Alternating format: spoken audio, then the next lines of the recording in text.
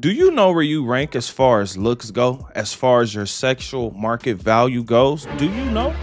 Here's a better question for you. Are you a bottom dweller? Comment your thoughts under this video. Now, today I'm using a video clip from Holcomb's podcast because him and Kendra G have a beef going on, and it's interesting because there's a lot of things we can learn. So let's go ahead, let's have a laugh. Most importantly, let's see what we can learn. Now, before we get into this, I need you guys to do me a huge favor. Like the video, then subscribe to the channel because I am posting daily content. My name is Bertrand. I am the coolest dude on the planet, and I'm your friend. Confidence and clarity is the goal. So here we go. But listen, I want to tell you, Kendra G, every time you open your mouth and speak independently, you make a fool out of yourself. You're better at cut, paste, copy, like Kevin Samuel's show. You cut it, pasted, and copied it with your version of it, and that's how you found a way. But when you speak independently, you look bad. Ooh. So that's one thing. Then she tried to make it seem like I edited a video. I don't know how to edit video. I've never edited a video in my life. L-I-F-E-A, life. I've never edited a video. I don't know how to edit video. We watch stuff we see online and we react to it with a lot of these videos. I'm sorry. I know your thing was Corey goes out and he edits something. First of all, nobody had to edit that video because this is what this lady Kendra G does. I'm going to say this. Kendra G has a lot of bottom dwellers on her show that she interviews, but she acts like she's not a bottom dweller. Oh.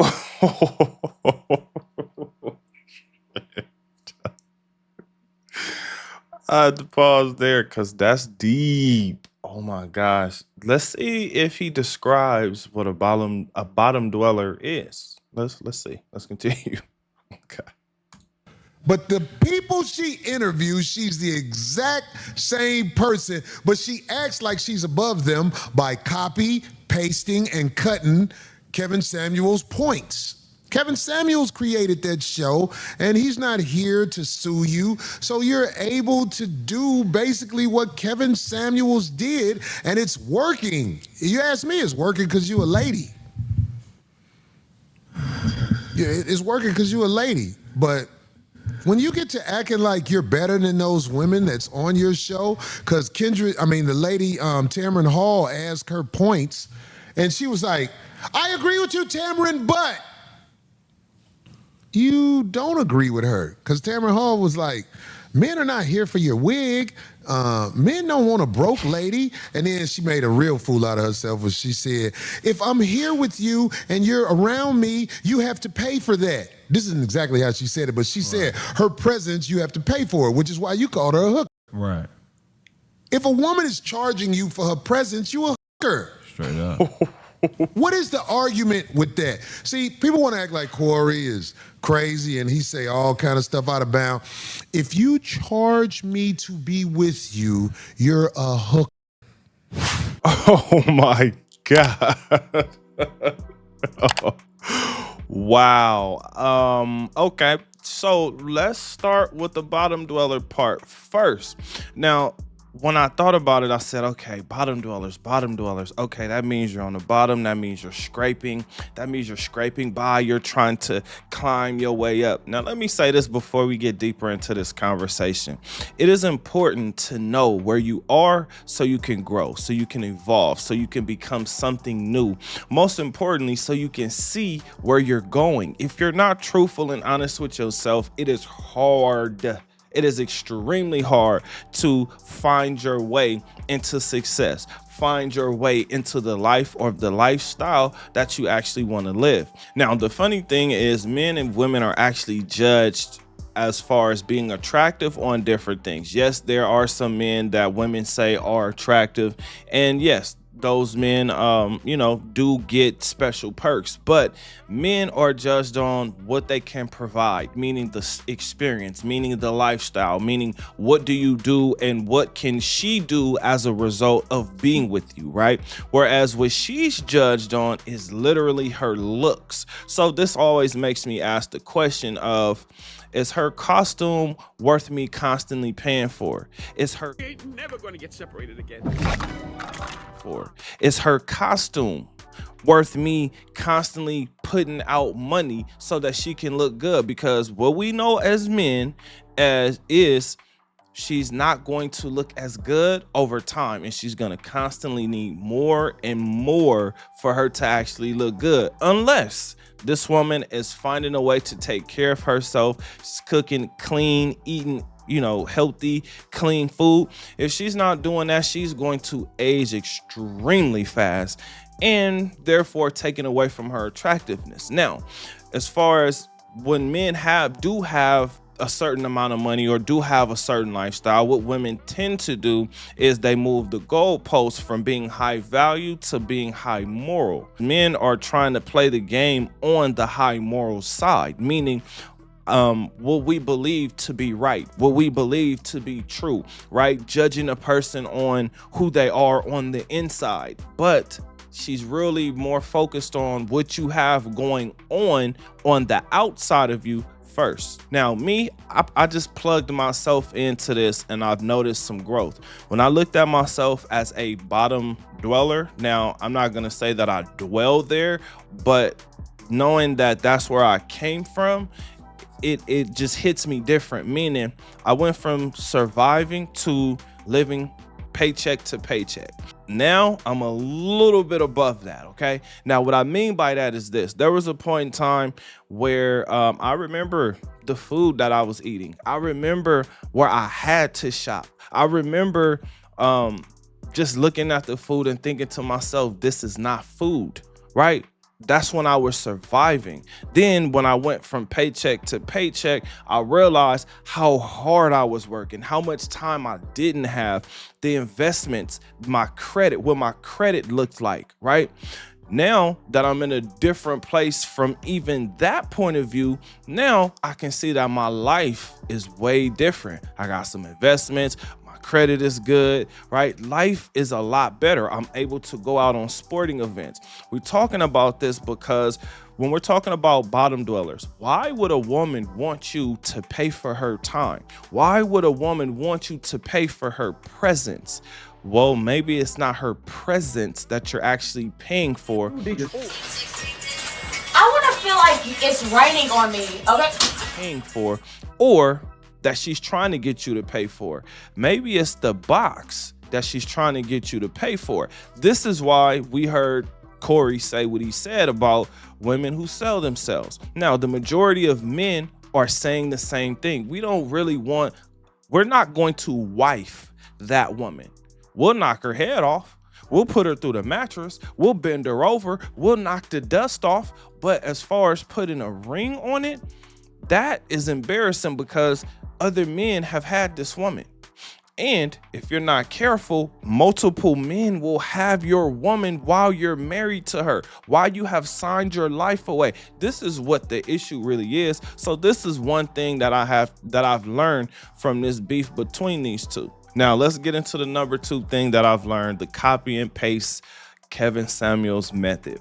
Now, when I first started to look at what Kevin Samuels was doing, I was actually looking at the entire thing that he was doing. He would come on, he would have a monologue or a message that he had, and then he would open it up to callers. Now, when he opened it up to callers, he had a very organized and strategic questions that he would ask the women, right? And as they answered the question, he was able to dissect what they were saying versus what they were doing versus the results that they actually have in their lives. For instance, the men that women want do not exist. Like that man that all women talk about as far as who they want, how tall he has to be, how much money he has to make. Those men do not exist. So women settle for men who have some of those things. This is why I constantly say on my channel, adapt to what's going on, fellas.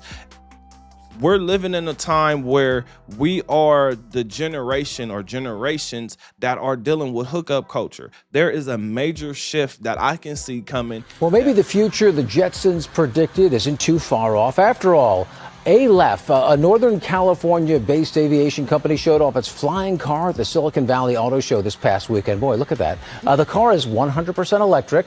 The company says they ran a successful test flight in a city this month and have nearly 3,000 pre-orders. One more function which none of the cars here have. That I don't know if other people can see coming, but when robots and all the other technology gets here, the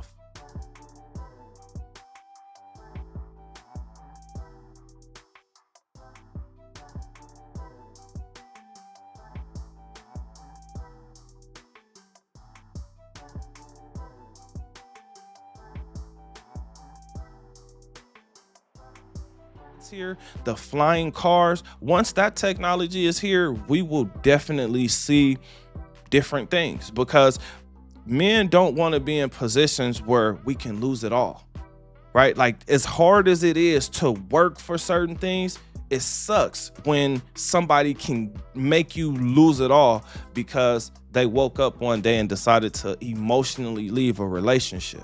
But when you're following a certain strategy, it allows you to make more content and make more content that's beneficial and informational and entertaining at the same time. It's all strategy. And with a lot of people becoming content creators, including myself, you're looking for something that will help you be able to sustain what you're doing, because what other reason are you doing it, right? I mean, the money could be there, but the message is more important. Again, my message is adapt and reinvent yourself, right?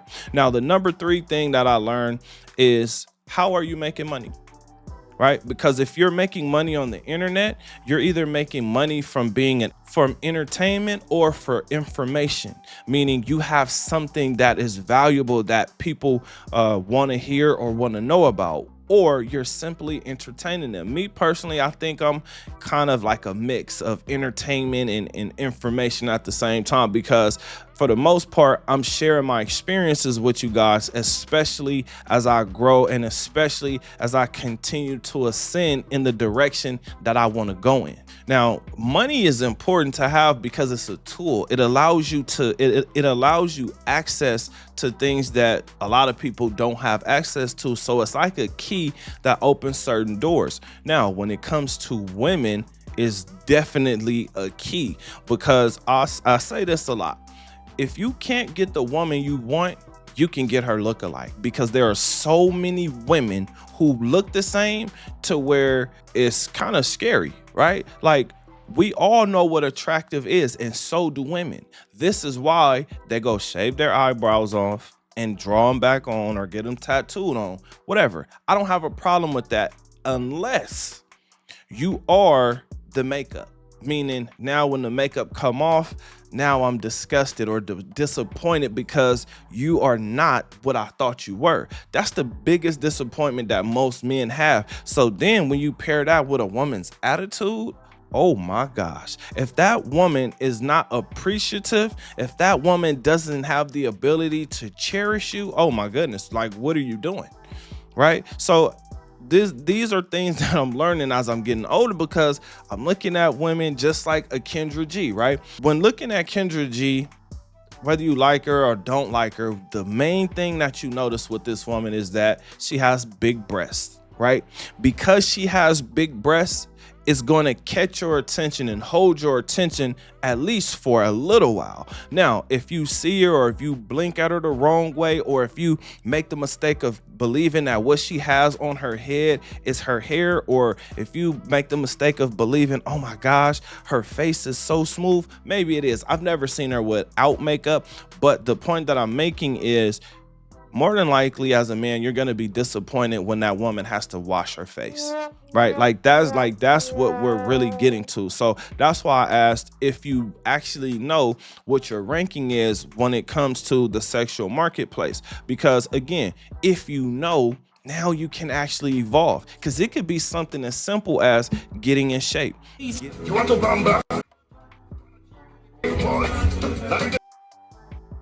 getting your money right, becoming more confident. Confidence is important, because let me say this: when a woman is feminine, it does something to a masculine man. Now, when that woman is combative, it also does something to a masculine man, and it's not in that woman's favor. Now, she may think so because the guy may be playing a certain game with her where he wants to make sure he has constant access to her box, because if you're not getting a release, you're setting yourself up for a real for some real health issues, right?